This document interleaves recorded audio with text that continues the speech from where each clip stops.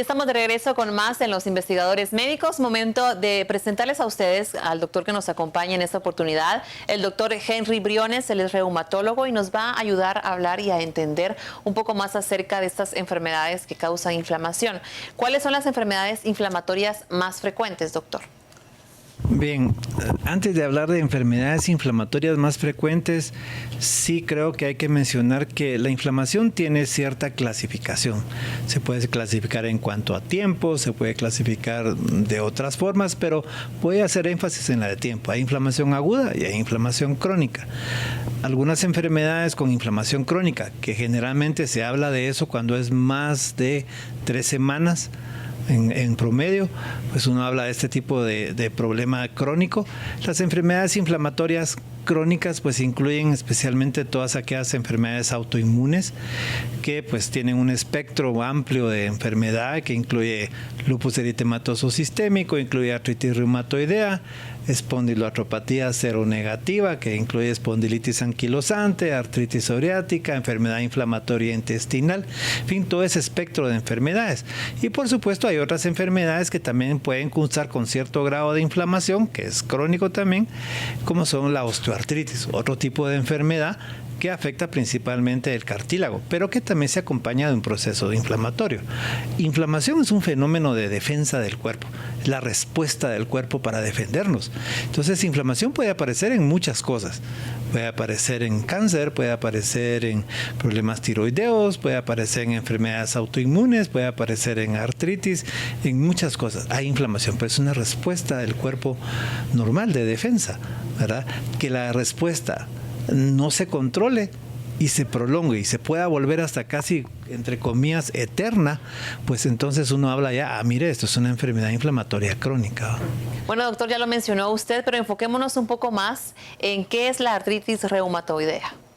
Bien, la artritis reumatoidea, la definición aceptada desde el punto de vista científico es que es una enfermedad inflamatoria crónica sistémica que afecta principalmente las articulaciones diartrodiales.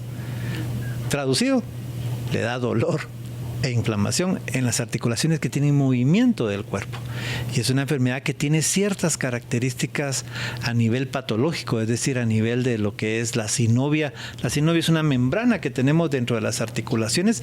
Esa membrana tiene ciertas características en la enfermedad reumatoidea, y eso hace que se diferencie de otro tipo de artritis. La artritis reumatoide es quizás una de las artritis entre comillas más frecuentes, ¿verdad? Porque afecta al 1.5 en algunos otros reportes de la población mundial, o sea que de cada 100 personas una va a tener por lo menos artritis reumatoidea. Doctor, ¿y esta enfermedad es más frecuente en las personas, en los adultos mayores? Hay cierto tipo de presentación a nivel de lo que es adultos jóvenes. Varía de estudios a estudios. En ciertas poblaciones también cambia, pero por lo general se habla que los picos de mayor incidencia de presentación son entre los 30 a 40 años de edad. Ese es el pico máximo, pero esta es una enfermedad que se puede presentar desde los 0 años de edad hasta los 90. Muy bien, gracias por esa aclaración.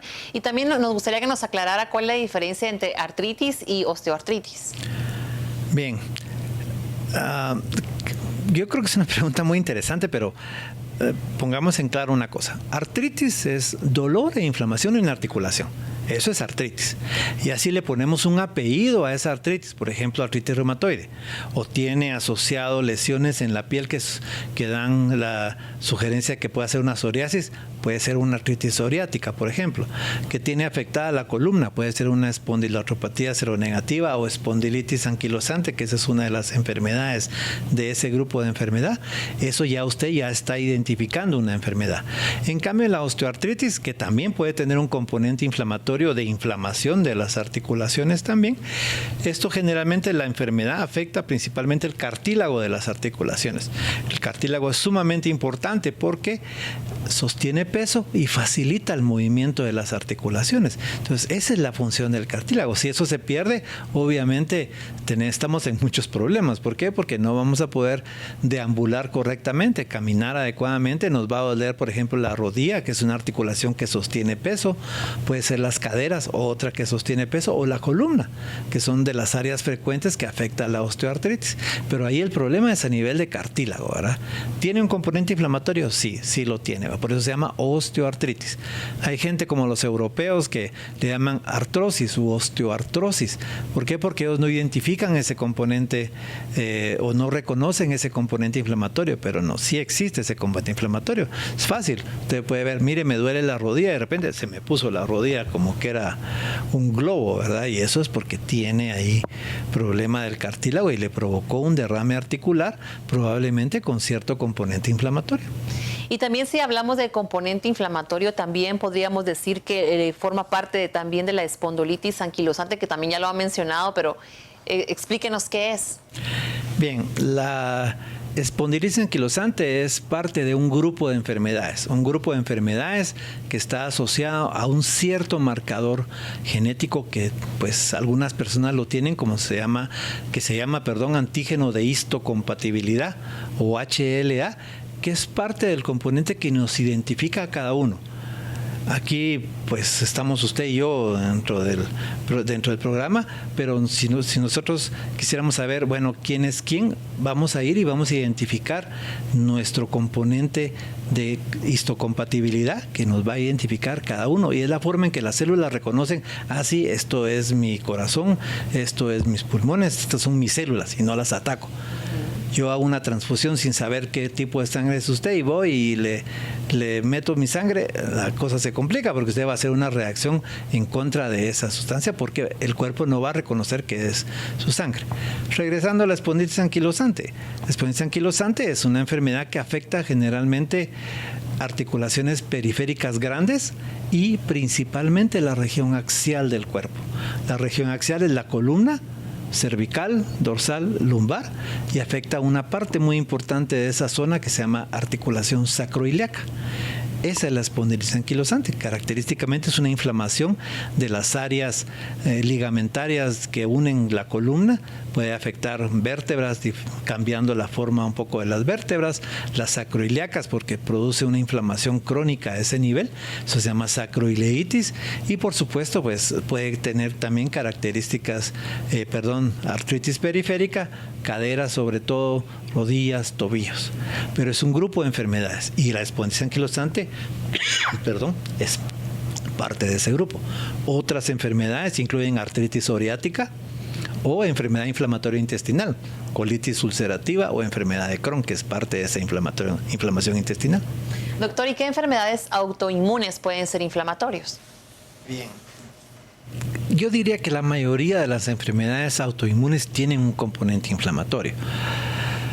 Sabemos que hay alrededor de unas 80 enfermedades autoinmunes como tal, pero vamos a reducir ese espectro a las más frecuentes.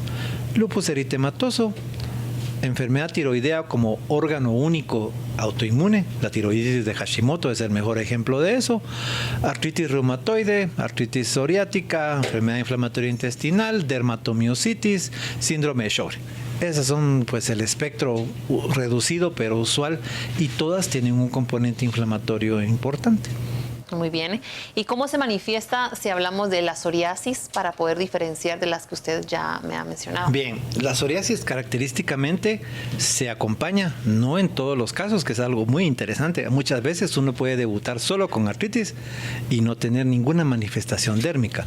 La manifestación dérmica, por lo general, la mayoría de los casos empiezan antes que la artritis psoriática. Hasta 10 años pueden pasar con enfermedad únicamente con componente dérmico o dermatológico y después puede aparecer la artritis psoriática, que es característicamente afecta principalmente las articulaciones pequeñas de las manos, como las articulaciones interfalángicas distales, que son estas de acá, que pues se afectan en ese tipo de enfermedad. También se puede ver afectado la región axial, ¿verdad? Puede haber sacroilitis, pero no bilateral como en la espondilitis anquilosante, sino únicamente unilateral. Puede haber también un componente donde hay una enfermedad muy agresiva que puede incluso causar que uno pierda sustancia, o sea que puede haber pérdida de sustancia de los dedos, ¿verdad? Por un componente muy agresivo de la artritis psoriática. Hay 5 formas diferentes de presentación de la artritis psoriática, pero la diferencia es la lesión dérmica, ¿verdad? Que característicamente debe llenar ciertos requisitos para decir, el dermatólogo por lo general es el que hace el diagnóstico, esto es una artritis psoriática. O tienes una psoriasis que, recuerde también, tal vez eso no es muy frecuente de ver, pero que también puede ser en placas grandes, puede ser puntuata o puntacta, que básicamente son unas lesiones pequeñas, puede afectar todo el cuerpo, puede afectar solo áreas como la cabeza, el cuero cabelludo, que da una dermatitis seborreica importante, o lesiones como las de los codos, de las rodillas, de la espalda. Hay muchas variedades de presentación, pero la diferencia en caso de artritis es la lesión dérmica, ¿verdad? Y lesiones en las uñas. Eso es muy característico. Doctor, y si hablamos de lupus, el lupus eritematoso sistémico, ¿qué nos podría decir acerca de él? Bien, lupus es una enfermedad preciosa, preciosa de ver, no de tenerla. Preciosa de ver. ¿Por qué? Porque la base del problema en el lupus eritematoso es el sistema inmune. Es decir, ese es el problema. Está de alguna forma muy descontrolado y le está atacando a sus propios tejidos del paciente el que tiene este tipo de problema. Es la reina de las enfermedades autoinmunes porque su variedad de afectar al individuo es muy grande. Puede haber lesión dérmica, por ejemplo, puede haber caída del cabello, puede haber lesiones en las mucosas orales, puede haber artritis, que son de lo más frecuente. La lesión de órganos internos, o sea, la afección sistémica es sumamente importante y muy deleteria en el paciente. Es decir, es muy, diríamos que problemática para el paciente porque uno de los órganos, por ejemplo, que más se afecta en lupus es el riñón. El riñón sufre muchísimo porque el lupus le encanta ir a atacar el riñón, ir a hacer problemas a nivel del riñón e incluso puede llegar a presentarse insuficiencia renal en ese tipo de pacientes. O sea que sí, el lupus es una inflamación crónica que es descontrolada, que afecta múltiples órganos, hasta el sistema nervioso central, para ponerle un ejemplo más de afección sistémica. Ahora ya entendemos por qué se le denomina la reina de las enfermedades autoinmunes, ¿verdad? Así es, sí, así es. Bastante complicado para quienes lo padecen. Doctor, para la mayoría de enfermedades la detección temprana es una de las claves para poder sobrellevarla. ¿Cómo podemos detectar? Usualmente la sospecha debe ser una sospecha clínica, es decir, obviamente el paciente puede experimentar, generalmente puede haber fiebre, ¿verdad? Puede haber dolores articulares, puede haber rash o erupciones en la piel. Entonces esa sospecha temprana de algún problema el problema que está teniendo el paciente, pues hace que vaya o acuda a su médico, y es él el que debe de pensar en la posibilidad de que esté teniendo este tipo de problema.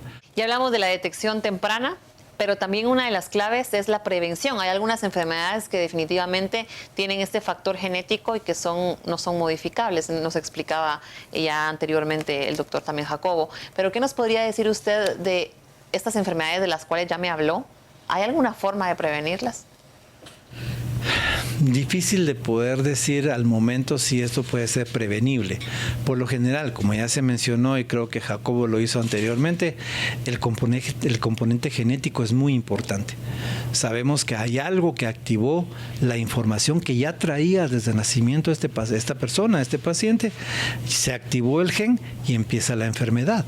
¿Qué lo activó? Es lo que no sabemos. Si pudiéramos saber qué fue lo que puede activar el gen, puede ser, por ejemplo, un virus, puede ser una bacteria, puede ser algo del ambiente, por ejemplo, la luz del sol.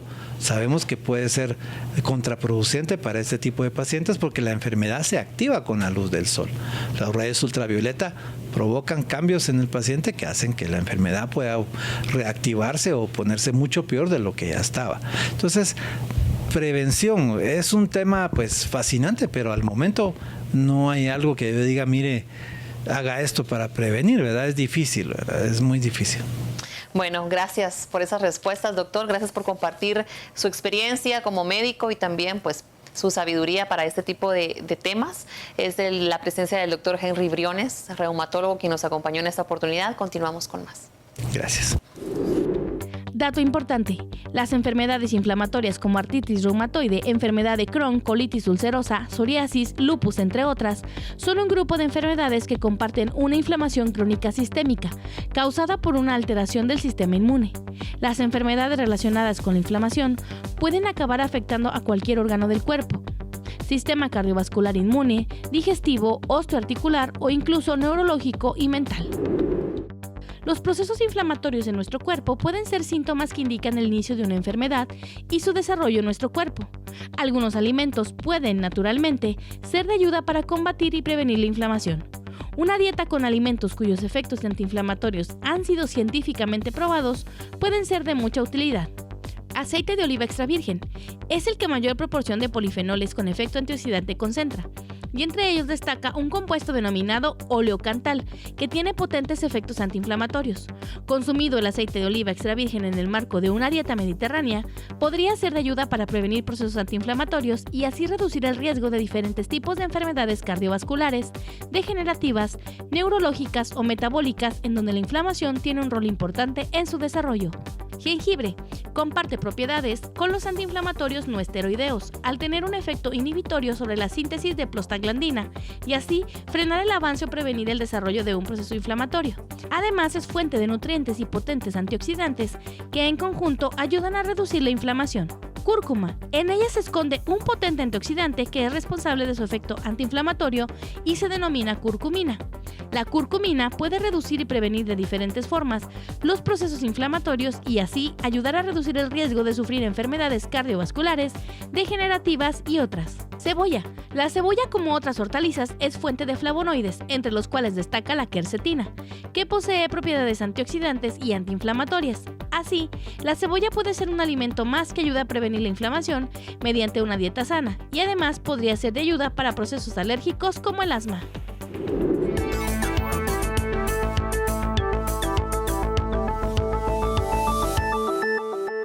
Las clínicas del Centro de Innovación Médica de Laboratorios Farmalat le esperan con atención médica especializada en enfermedades crónicas degenerativas como cáncer, diabetes, padecimientos de la próstata, entre otras. Lo esperamos en nuestras dos ubicaciones, en 0 Avenida C 2-55, Colonia Najarito, zona 6 de Villanueva, y en Tikal Futura, Torreluna, nivel 8. Atención médica gratuita como parte de la labor social de Laboratorios Farmalat, Centro de Innovación Médica al cuidado de su salud.